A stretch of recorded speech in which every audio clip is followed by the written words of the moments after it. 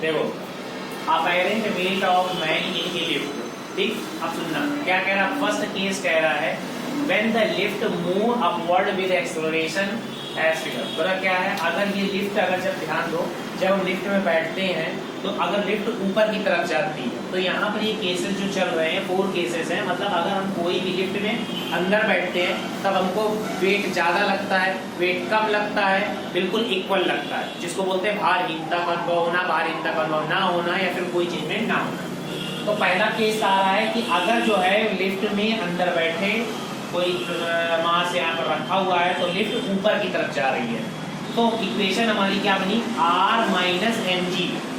Are क्या है, reaction है, माइनस एम जी। देखो आर ऊपर की तरफ जाएगा क्योंकि ऊपर की तरफ एक्सेलरेशन हो रहा है, सो अपोजिट डायरेक्शन में होगा, तो ऊपर मतलब जी के अपोजिट डायरेक्शन पे है, तो R minus M G equal to M A.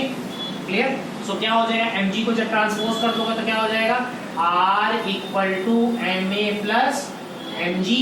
So what, R equal to M common ले लो, तो m equal to G plus A. तो आप ध्यान रखना जब कोई भी न्यूमेरिकल क्वेश्चन आएगा, उस न्यूमेरिकल क्वेश्चन पर अगर लिफ्ट अपर साइड जा रही हो, ऊपर की तरफ जा रही होगी, तो हमारा फॉर्मूला ये बनेगा। क्लियर।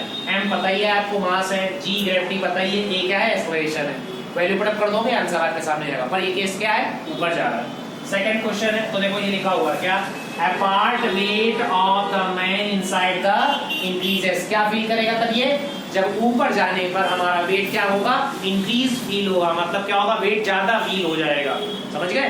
नेक्स्ट देखो 2 number, when the lift move downward with acceleration. अब जब ऊपर से एकदम, अच्छा 2 बातें हैं यहाँ पर कि ऊपर से गियर जब लिफ्ट चल के आ रही है तो स्लोली स्लोली आएगी, एकदम से तो नहीं हो जाएगा, फ्री फॉल हो जाएगा।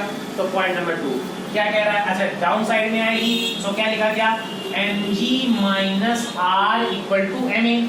ठीक, M G minus R equal to M A. तो अब देखो ये आर जो हो जाएगा, इस तरफ ले जाओ इसको, तो देखो ये क्या हो जाएगा, और एम ए को इस तरफ ले आओ, तो हमारा क्या हो जाएगा, M G minus M A equal to R. ये आर निगेटिव पर इधर पॉजिटिव में चला जाएगा, एम ए पॉजिटिव में है सो निगेटिव में आ जाएगा। क्लियर। सो क्या इक्वेशन बनी, एम कॉमन ले लो, तो कितना बन गया, M G minus A equal to R बन गई। ये अपैरेंट वेट मतलब आभासी वेट। तो मतलब जब ऊपर से लिफ्ट नीचे की तरफ आएगी तब हमको जो है कैसा फील होगा, अपैरेंट आभासी वेट, आर इक्वल टू ये फॉर्मूला जी माइनस ए। क्लियर। सो क्या है, the left accelerate downward the apparent weight of man is inside the decreases. Clear. मतलब जब हम अगर लिफ्ट ऊपर से नीचे की तरफ आएगी, डाउनवर्ड आएगी, तो इसमें जो भी कैंडिडेट होगा उसको क्या फील होगा, डिक्रीजेस। मतलब उसका मास कैसा फील होगा, डिक्रीज फॉर्मेट में फील होगा। ठीक है। नेक्स्ट कोई पॉइंट है, when lift is at rest. अब अगर रेस्ट कंडीशन पर है, अच्छा रेस्ट कंडीशन पे तो कोई चेंजमेंट नहीं होता ना वैसे तो। ठीक। तो कह रहा है कि rest moving with the uniform velocity. अब moving so a equal to 0। अब अगर रेस्ट पर है तो उसमें एक्सेलरेशन हो ही नहीं रहा होगा, त्वरण कर ही नहीं रही होगी। जब चलेगी नहीं तो क्या होगा, अगर मान लो 50 है वेट, तो लिफ्ट के अंदर भी अगर खड़े हो गए और लिफ्ट चल नहीं रही है तो वे 50 ही तो रहेगा, कोई नो एनी चेंजमेंट होगा। सो क्या इक्वेशन आ गया, apparent weight equal to actual weight. मतलब आभासी भार बराबर रियल भार। एक्चुअल जो है मतलब अगर 50 बराबर 50, क्योंकि वो एक्सेलरेट करी गई, ना तो ऊपर गई ना तो नीचे आई है। ये पॉइंट नंबर 3 आ गया, समझ में आया बात। तो अब लास्ट वाला है, when the lift free fall. देख रहे क्या हो गया, अब लेफ्ट फॉल्स फ्री। अब ऊपर से जो होगा समझना, अगर इसको इसी मार्कर को अगर डाउन छोड़ दिया जाए तो ये किस पे फ्री फॉल हो गया ना।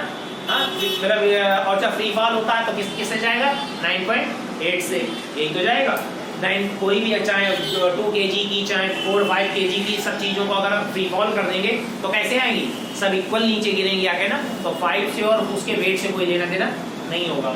सो क्या है, देन a इक्वल टू जी। क्या हो जाएगा, a इक्वल टू हमारा g हो जाएगा।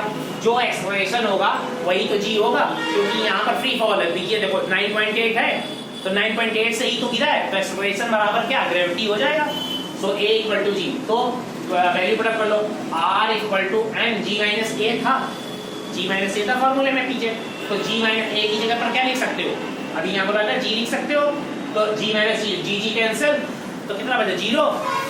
ठीक, तो कितना होगा m में 0 हो जाएगा, m मल्टीप्लाई तो r इक्वल टू क्या हो जाएगा 0।